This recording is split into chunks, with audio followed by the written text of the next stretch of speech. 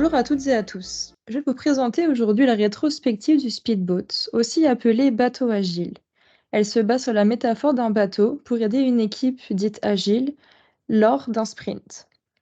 Alors, elle permet de pouvoir analyser l'existant, identifier les problèmes, anticiper le futur et proposer la solution la plus optimale qui peut du coup orienter vers un produit innovant. Donc, cet exercice est réalisé principalement à la fin d'un sprint. Alors voici comment se présente le schéma du speedboat. Donc le bateau, ici même, est votre équipe, donc c'est vous. Son but est d'aller vers l'île de rêve. Donc elle représente les succès et les objectifs de l'équipe.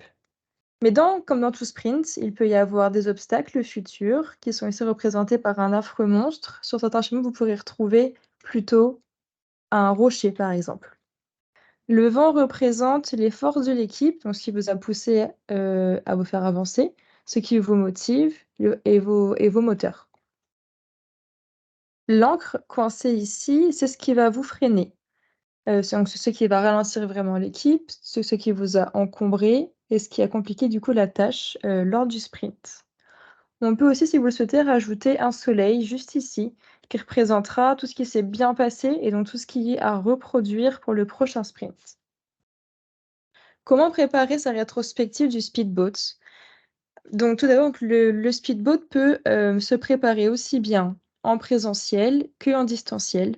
Donc sur place, donc si vous le faites directement, en présentiel, vous pourrez du coup vous munir d'un board ou d'une grande feuille avec du coup le schéma du speedboat comme celui-ci par exemple, avec donc il y aura des post-it et puis des crayons.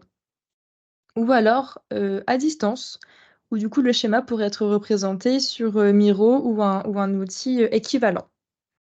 Donc comment le préparer? Donc un facilitateur doit présenter, les différents thèmes à toute l'équipe pour qu'ils comprennent bien les différents thèmes et surtout l'intérêt de faire cette rétrospective à la fin du sprint.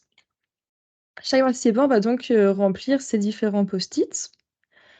Il est bien de pouvoir représenter une idée par post-it pour vraiment faciliter aussi bien la lecture que, de pouvoir générer des idées. Environ 10 minutes est un temps qui est correct pour pouvoir, avoir une réflexion vraiment complète par rapport aux différents points que l'on aimerait, apporter à ce speedboat. Ensuite, chaque participant va lire et expliquer si besoin l'ensemble de ses idées pour que vraiment toute l'équipe puisse, comprendre et être au courant de chaque remontée de chacun. Selon le nombre de participants, cette étape peut durer entre 10 et 15 minutes pour vraiment qu'il y ait une bonne explication. Il est ensuite intéressant de terminer cette rétrospective par une dernière étape qui est celle des axes d'amélioration. Donc l'idée, c'est vraiment de pouvoir, écrire des axes d'amélioration à la suite donc de toutes les idées qui ont pu être citées lors de l'atelier et vraiment générer des axes qui pourront, être apportés immédiatement au prochain sprint. Pareil que pour la partie d'avant.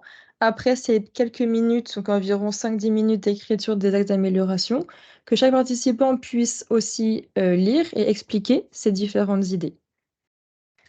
Afin de pouvoir du coup terminer cette rétrospective et si beaucoup d'idées et d'axes d'amélioration ont été ajoutées, il est important de pouvoir faire un dot voting, donc grâce à des gommettes par exemple, ou simplement d'avoir un crayon pour pouvoir faire des ronds sur le post-it, pour pouvoir voter quel axe d'amélioration, pour vous, il est bien de pouvoir mettre en place au prochain sprint.